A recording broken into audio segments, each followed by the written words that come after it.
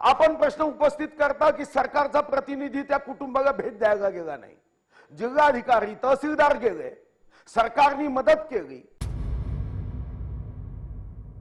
नुसतं मदतच केली नाही तर जे लोक ज्यांनी या संदर्भात आक्षेप घेतले त्यांनी भेटही दिली नाही, 1 रुपयाची मदत केली नाही, एकाही स्त्री सदस्यांनी याबद्दल आक्षेप घेतला नाही। तेव्हा ते म्हणाले सायंकाळी करायचं असेल तर ते भर दुपारी येऊन लाखो लोक बसतील, तुम्ही सकाळी 10चा वेळ निश्चित करा।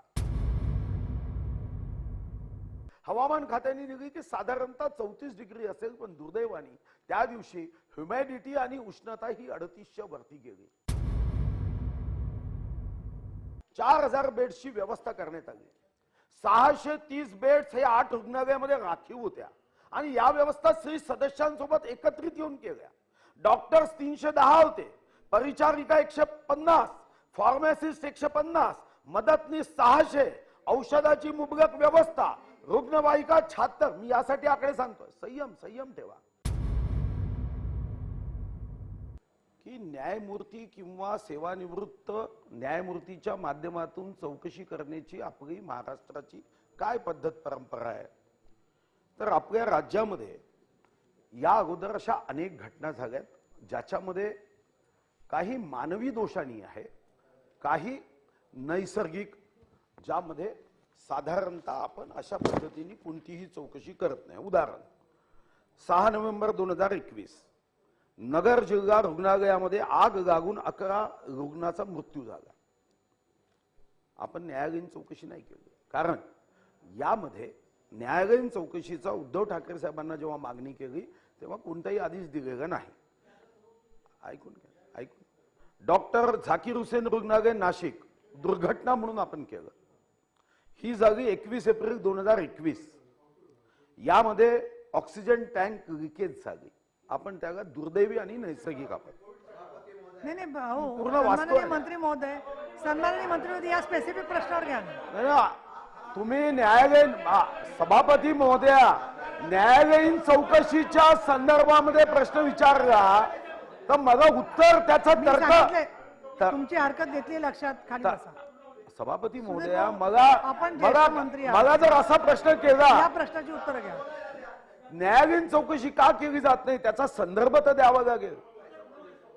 संदर्भ न देता मी जर असं म्हणालो की न्यायालयीन चौकशी सरकारने केली नाही ते योग्य दिसणार नाही।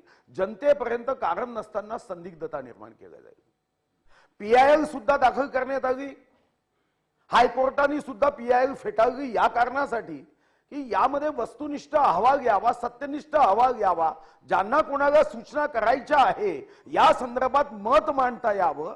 डिस्ट्रिक्ट कोर्टाने सुद्धा महाराष्ट्राच्या जनतेला या संदर्भात आवाहन केलं की तुमच्याकडे काही माहिती असेल तर द्या ना, पण माहिती कोणी दिली नाही।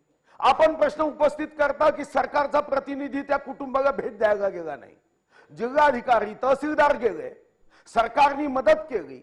या अगोदरच्या सरकारने 2 लाख 4 लाख केली, ते 5 लाख मदत वाढवली, नुसतं मदतच केली नाही तर जे लोक ज्यांनी या संदर्भात आक्षेप घेतले त्यांनी भेटही दिली नाही, 1 रुपयाची मदत केली नाही। तिसरं, यामधल्या व्यवस्थेच्या बाबतीमध्ये स्त्री सदस्य लाखोच्या सदस्यांनी आले, स्त्री सदस्यांच्या प्रमुखांशी चर्चा केली की याबद्दल व्यवस्थेबद्दल तुमचा आक्षेप आहे का, प्रशासनाने काही चुका केल्या आहे का, प्रशासनाने पिण्याच्या पाण्याची व्यवस्था असेल इतर व्यवस्थेमध्ये काही कमतरता दिली का, एकाही स्त्री सदस्यांनी याबद्दल आक्षेप घेतला नाही। मृतक कुटुंबाला याबद्दलची विचारणा करण्यात आली आणि हे मुद्दाम विचारणा करण्यात आली की ही दुर्दैवी घटना आहे, दुःखदायक आहे, वेदनादायक आहे, या घटनेतून आपल्याला काही मत सांगायचं आहे का। त्यांनीही याबद्दल सांगितलं की आमचं मत नाही, ही नैसर्गिक घटना आहे। घटना सभापती महोदय काय झाली तर त्या दिवशी हा कार्यक्रम सकाळी का घेतला असा काही आक्षेप काही लोकांनी केला। हा सकाळी घेण्यामागचा उद्दिष्ट एवढंच होतं की महाराष्ट्र भूषण पुरस्कार आपण महाराष्ट्र भूषण असणाऱ्या धर्माधिकाऱ्यांना जेव्हा दिलं तेव्हा 2008 मध्ये असाच कार्यक्रम त्याच मैदानावर लाखोच्या संख्येने तिथं भक्त आले होते। हा कार्यक्रम तसाच त्या मैदानावर व्हावा ही अपेक्षा काही स्त्री सदस्यांनी व्यक्त केली। वेळेची निश्चिती आली तेव्हा आपण स्त्री सदस्यांची याबद्दल चर्चा केली, त्या प्रमुखांशी चर्चा केली. त्यांनी सांगितलं की लाखो सदस्य आमचे येतात, 306 एकर मध्ये आपल्याला व्यवस्था करायची आहे. आम्ही दुसरा प्रश्न केला की 306 एकर मध्ये बसण्याची व्यवस्थेसाठी मंडप टाकता येईल का, तर व्हेंटिलेशनचा प्रॉब्लेम आला, सफोकेशनचा प्रॉब्लेम आला. ते म्हणाले की असं करता येणार नाही, आमचे लोक या संपूर्ण व्यवस्थेसहित येतात आणि ही आमची व्यवस्था नेहमीची आहे. मग प्रश्न आला की सायंकाळी घेण्याबद्दल जेव्हा शासनाने त्यांच्याशी चर्चा केली तेव्हा ते म्हणाले सायंकाळी करायचं असेल तर ते भर दुपारी येऊन लाखो लोक बसतील, तुम्ही सकाळी 10चा वेळ निश्चित करा. मग हवामान खात्याकडून माहिती घेण्यात आली. हवामान खात्याने दिली की साधारणतः 34 डिग्री असेल, पण दुर्दैवाने त्या दिवशी ह्युमॅडिटी आणि उष्णता ही 38च्या वरती गेली, 2038च्या वरती गेली, जे आसपासच्या हवामान खात्याचं आहे. आपण 2023च्या मार्च मध्ये जो GR काढला त्या GR नुसार आपल्याला काही व्यवस्था करायच्या होत्या, म्हणून यामध्ये जे डिझास्टर मॅनेजमेंटचे तज्ज्ञ आहे त्यांची ही मदत घेण्यात आली. सभापती महोदयाच्या व्यवस्था आहे त्याबद्दल जर एखाद्या सदस्याने ज्या व्यवस्था तिथं केल्या होत्या त्याबद्दल शंका व्यक्त केली की इथं आपण एकूण जेवढ्या नळ जोडणी होत्या या कमी होत्या, तर मी समजू शकेल. 7.5 किलोमीटरची पाईपलाईन होती, ही कमी होती, कोणी शास्त्रशुद्ध दृष्टीने सांगितलं तर मी समजू शकेल. यांच्या बैठका घेताना श्री सदस्य 3,500 सदस्य या कार्यक्रमाच्या व्यवस्थेमध्ये सहभागी झाले आणि नुसतं सहभागी झाले नाही, ज्यांना महाराष्ट्र भूषण पुरस्कार दिला त्यांनी त्यांच्या श्री सदस्यांनी अतिशय उत्तमपणे, म्हणजे एखादा स्वयंसेवक कसा काम करू शकतो आदर्श काम केलं त्यांनी. तर अशा पुस्तिका इतक्या बारीक माहितीच्या केल्या. व्यवस्थेमध्ये हॉस्पिटल्सच्या व्यवस्था कमी आहेत का हेही आम्ही तपासलं की बा या संदर्भात हॉस्पिटल किंवा घटना जेव्हा झाली तेव्हा काही कमतरता होती का, तर सभापती महोदय त्या ठिकाणी ज्या हॉस्पिटल्सच्या व्यवस्था केल्या त्या ठिकाणी केलेल्या रुग्णसेवेच्या ॲम्ब्युलन्सच्या जेवढ्या व्यवस्था होत्या त्या व्यवस्था या व्यवस्थेबद्दलही कोणीही आक्षेप आजपर्यंत घेतलेला नाही. वैद्यकीय सेवा काय होत्या, 4000 बेड्सची व्यवस्था करण्यात आली. 630 बेड्स हे 8 रुग्णालयामध्ये राखीव होत्या आणि या व्यवस्था श्री सदस्यांसोबत एकत्रित येऊन केल्या. डॉक्टर्स 310 होते, परिचारिका 150, फार्मासिस्ट 150, मदतनीस 600, औषधाची मुबलक व्यवस्था, रुग्णवाहिका 76. मी यासाठी आकडे सांगतोय, संयम ठेवा. या विषयावर कृपया कोणी राजकारण करू नका. काही लोकांनी प्रश्न विचारला सभापती महोदया की तुम्ही जी वस्तुनिष्ठ आपण अहवाल घेतोय मुदतवाढ का देते आहे. गोवारीमध्ये 114चा मृत्यू झाला, 500 जखमी झाले, 94च्या घटनेला 98ला अहवाल आला. मांढरा देवीमध्ये मी विचारलं की एवढा ऐकून घ्या ना, अंबादासजी थोडं ऐकून घ्या. मग त्यांनी 6 मिनिटं विचारलं, म्हणजे तुमचं म्हणणं आहे की प्रश्न त्याचं उत्तर तुम्ही छापून देणार असाल तर तुम्ही छापून द्या, मला अडचण नाहीये. मग माझाही अधिकार आहे ना सभापती महोदय, माझा अधिकार नाही आहे का उत्तर देण्याचा. उत्तर द्या ना, पण उत्तर सभापती महोदय, महाराष्ट्रामध्ये चुकीची माहिती राहू नये.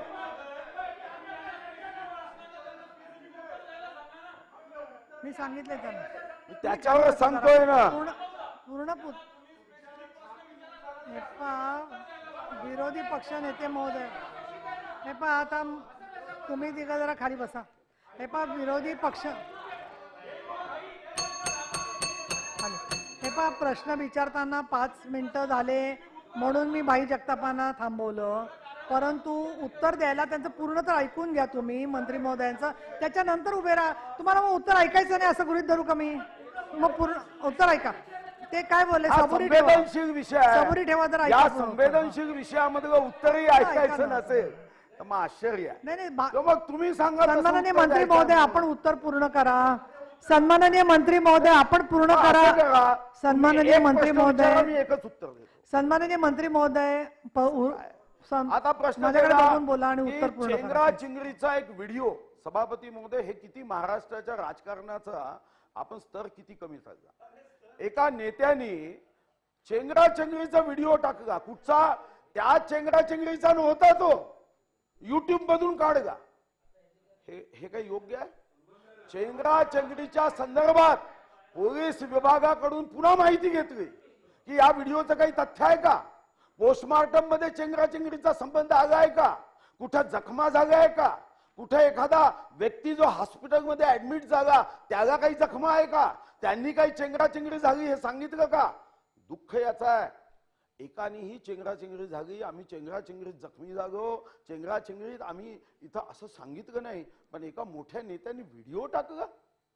हा स्तर आहे अशा घटनेचा. आणि म्हणून सभापती महोदया, सभापती महोदय तुम्ही सांगा की काय उत्तर द्यायचं.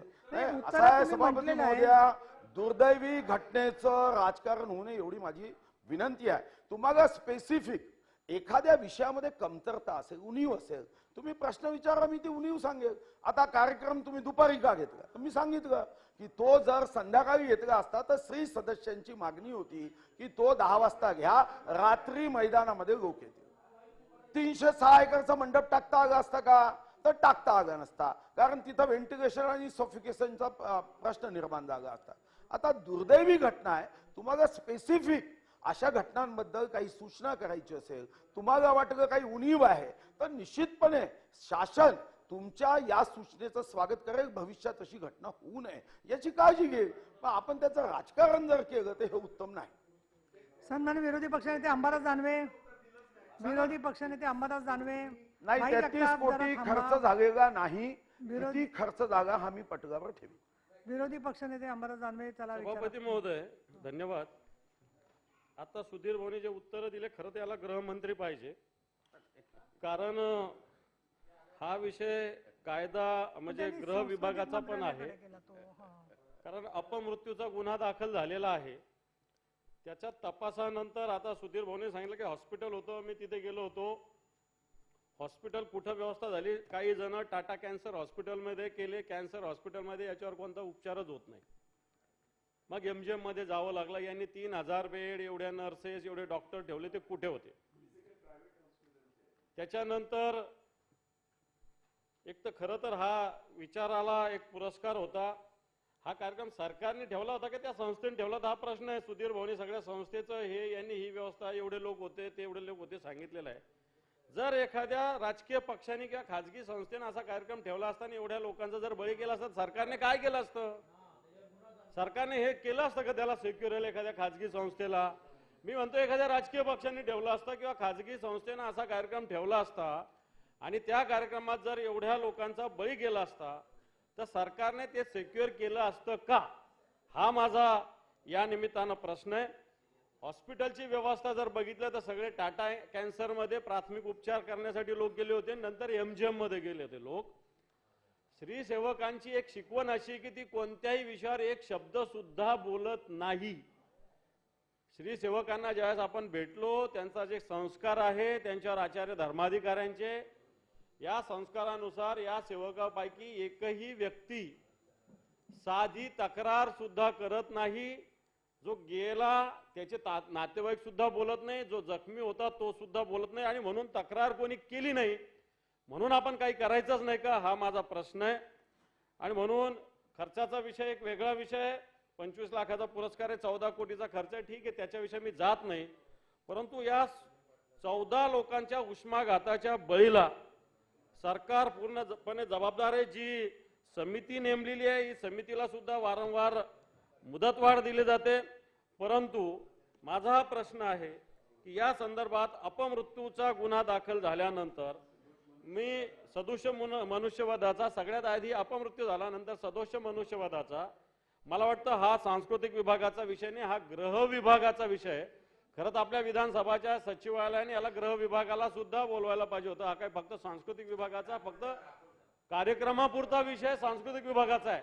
बाकी हा तपास वगैरे यंत्रणा थोडी सांस्कृतिक विभागाचा कार्यक्रम आहे, सांस्कृतिक विभागाचं काम आहे. याचा तपास, कसा मृत्यू झाला, कोण जबाबदार आहे, ॲम्ब्युलन्स होत्या, डॉक्टर होते नव्हते, हे काय सांस्कृतिक विभागाचं काम थोडी आहे.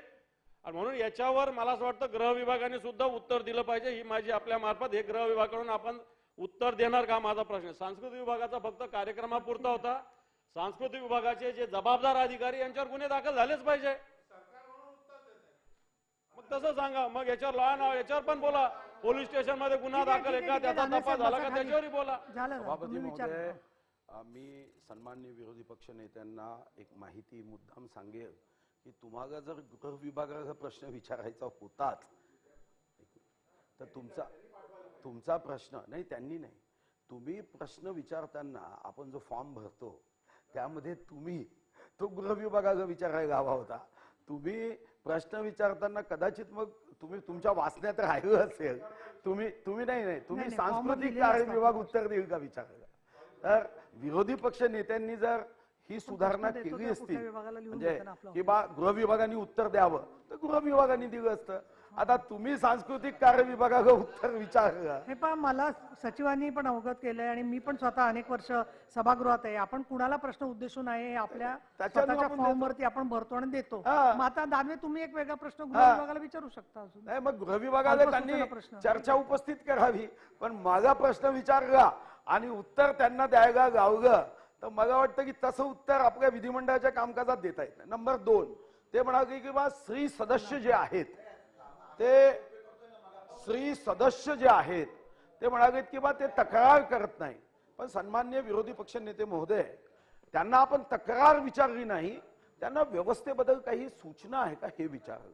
सूचना करता आल्या असत्या.